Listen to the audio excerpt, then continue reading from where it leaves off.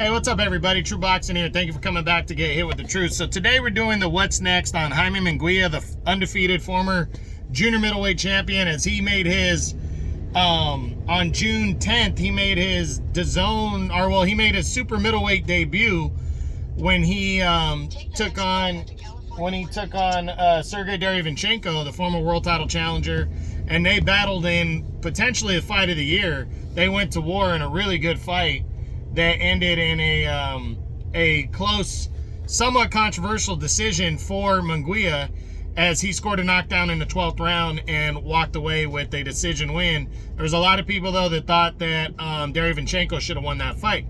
Now, before we keep go any further, if you guys could smash the like button, leave a comment, or subscribe to the channel, I really do appreciate any and all support that I can get as I try to build my channel up here.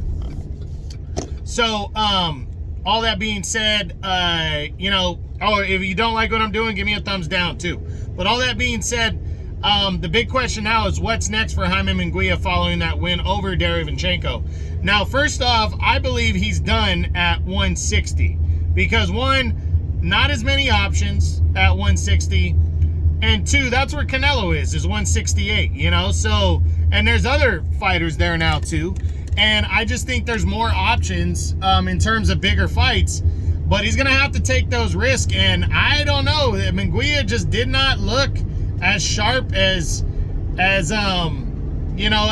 thought he would look. Even though Derevyanchenko's a really good fighter, we know that. But I just assume him being 37 and Munguia maybe fighting at a more comfortable weight for him, he would have just wore down Derevyanchenko and knocked him out. But he didn't do that. So now the big question again, what's next for Jaime Munguia? Well, we'll run through the top 10 at 168, but I personally think he owes Derevyanchenko a rematch. And he doesn't just owe Derevyanchenko that, I think he owes himself that. To come out and look better and sharper and get rid of Derevyanchenko would be big for him at this point in his career. Get it out of the way, especially now that he knows that Canelo is off the table for 2024. He's not going to get a Canelo fight now that Canelo signed a 3-fight deal with the PBC. So he might be able to set himself up for Canelo, though, in 2025 potentially. And now he kind of has a roadmap, and I think that should start with a rematch with Derevyanchenko. But that's just me. Now, the rest of it, again, Canelo off the table. He signed a 3-fight deal with the PBC. Munguia's with Golden Boy and DAZN, so that's not happening next. David Benavidez, he's a PBC guy. He's getting in line for that big fight with Canelo. I believe that's why Canelo signed a 3-fight deal with the PBC. And Benavidez looks like he's going to be fighting Morrell next, and Munguia is not going to happen. John Ryder, I think that fight's got very strong potential because John Ryder's a veteran. He's up there. He just wants to get any fight possible. He, especially after losing to Canelo, I think John Ryder's like, hey, fuck it, I'll fight whoever. Bring him on. And I think Ryder and Munguia makes a lot of sense. They're both with DAZN. It's an easy fight to make. And if Munguia feels he wants to take that next step up after Derevyanchenko, why not fight John Ryder? And he could definitely test how good he is compared to Canelo by fighting Ryder. And what if he could knock Ryder out and Canelo couldn't? It's a big test for him, and it really sets himself up to see where he's at. And, so that's a big deal right there. I think John Ryder is possible. Caleb Plant, not going to happen. Caleb Plant's a PBC guy. He'll keep himself busy with the PBC. I don't see him and Munguia happening.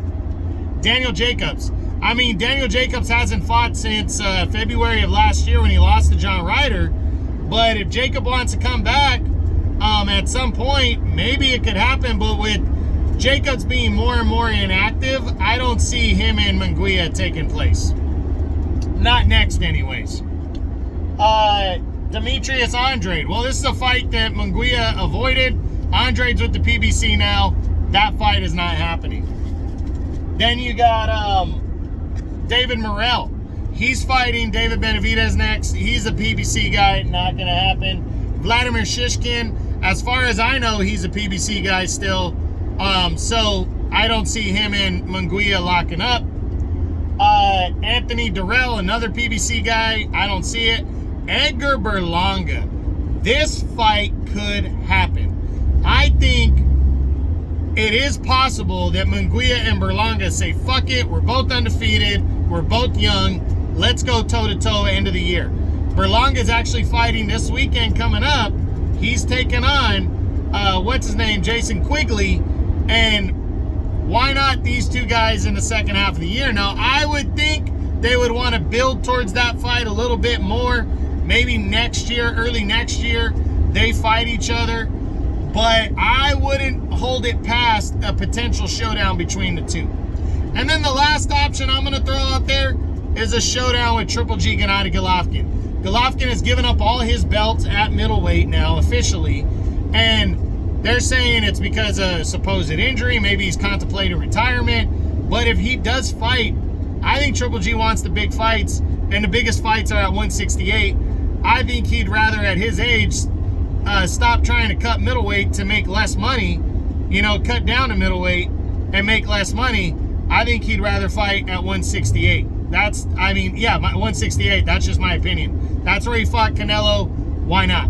So I think that's what Triple G is going to do if he does return, and I do think it's a possibility that he fights Jaime Munguia later this year. I think it's possible.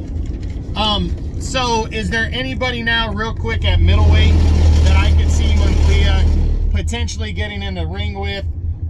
You know, as I look over the guys there at 168, I mean at 160, I just don't see any real potential options for him that are staying there. You know, maybe Chris Eubank, but Chris Eubank seems to be tied up with Conor Benn and, you know, potentially Liam Smith. So I don't see it. So right now, I think Munguia's done with 168. And, 160, and I think he's going to fight at 168. Overall, who do I think it's going to be? I really believe a rematch with Derevyanchenko makes the most sense for him next. Outside of that, if it's top 10 guys, I think John Ryder, and I think Edgar Berlanga, and I think Triple G makes sense if it's top 10 guys. And if it's not, he's going to fight somebody outside of the top 10, and he will be criticized for that. So that's why I think the Derevyanchenko fight makes sense. But we'll see what happens. But that's it. That's what I got.